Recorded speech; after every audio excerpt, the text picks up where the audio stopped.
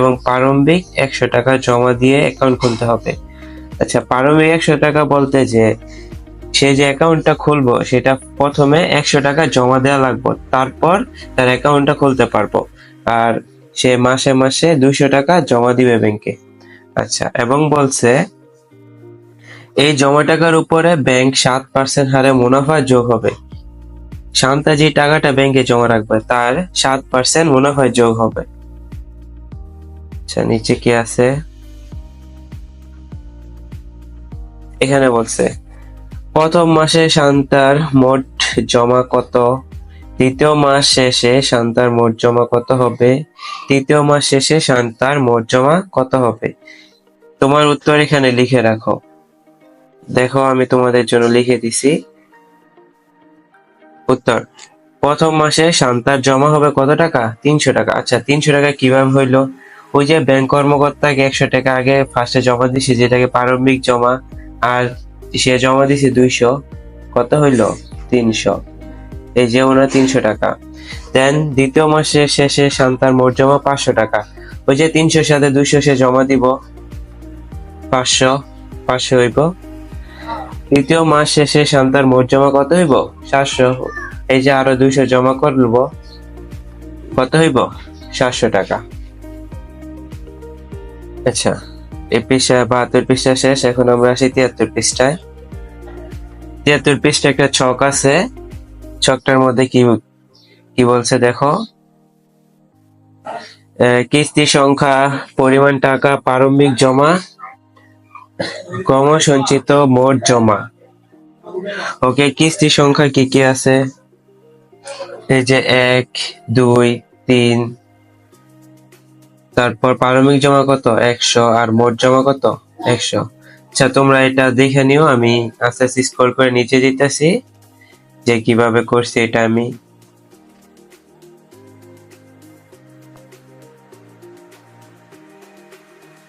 এই যে এখানে সে 200 টাকা জমা দেওয়ার পর তার টাকা হয়েছে 900।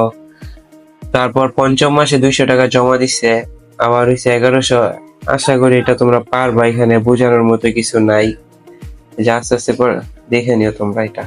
আচ্ছা, পরের পৃষ্ঠায় যাই। এখানে একটা জোড়ায় কাজ আছে। উপরের ছকটি পর্যবেক্ষণ করে শান্তার কিস্তির সংখ্যা এবং মোট জমার মধ্যে সম্পর্ক খুঁজে বের করে লেখো। আমরা এখানে সম্পর্কটা কি পাইতে পারি? নির্ণয় সম্পর্ক। n সংখ্যক কিস্তি শেষে মোট জমা। আচ্ছা, n কি? ওই যে সে প্রত্যেক মাসে মাসে জমা দিছে, প্রথম মাসে, দ্বিতীয় মাস, তৃতীয় মাস, চতুর্থ মাস, পঞ্চম মাস।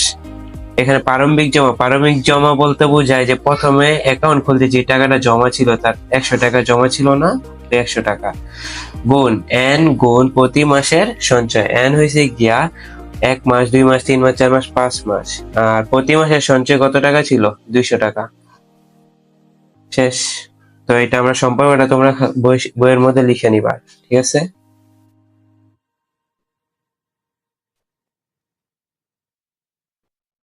হ্যাঁ, তারপর আছে কিস্তির সংখ্যা। এখানে ওনার একটা সূত্র হচ্ছে y সমান সমান mx প্লাস c। এখানে m হয়েছে গিয়া তার যে আমরা যে সূত্রটা সম্পর্কটা নির্ণয় করলাম, m হয়েছে গিয়া তিনি সে যে টাকা জমা দিছে, x হয়েছে গিয়া মাস সংখ্যা, আর c হয়েছে গিয়া প্রারম্ভিক যে জমাটা দিছিল ওইটা।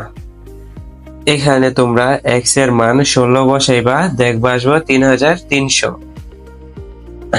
তারপর x এর মান 23 বসাইলে আসবো 4700 টাকা। এটা আমি করে দিছি, তোমরা লিখে নিও, সমস্যা নেই। তারপর নিচে কি আছে দেখি। এখানে আছে সরল মুনাফা। ও, এতক্ষণ পর আসলাম সরল মুনাফা। ওকে, এখানে একটা উদাহরণ আছে, উদাহরণটা দেখতে পারো তোমরা। উদাহরণে কি বলছে? 7% হার 3000 টাকা, 6 বছরের মুনাফা কত? এখানে মুনাফার হার কত? 7% মানে কত? 7/100। আসল 3000 টাকা, সময়কাল 6 বছর। 1000 টাকার 1 বছরের মুনাফা 60 টাকা। তাহলে 1 টাকা 1 বছরের মুনাফা কত? 7/100 টাকা। 3000 টাকা 6 বছরের মুনাফা কত হইব? 7/100 গুণ 3000 গুণ 6। এটা করলে 1260 টাকা। এরকম করে অনেক সহজ, তোমরা আশা করি পারবা। এখন আমরা পরের পৃষ্ঠায় চলে যাই।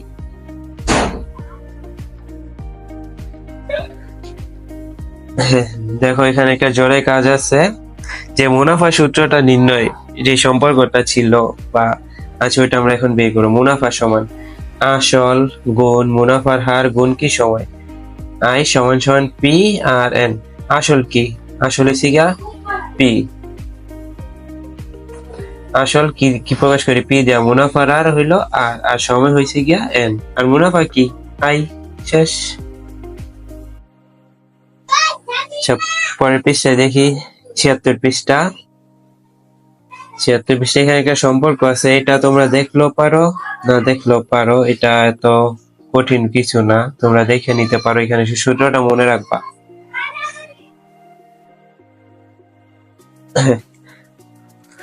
উদাহরণ ২ কি আছে? ১২% হারে ১৫,০০০ টাকা ৩ বছরের মুনাফা কত? এখন আমরা আগের যেমন আমরা সূত্র ছাড়া বের করছিলাম, এখন আমরা সূত্রটা বের করবো।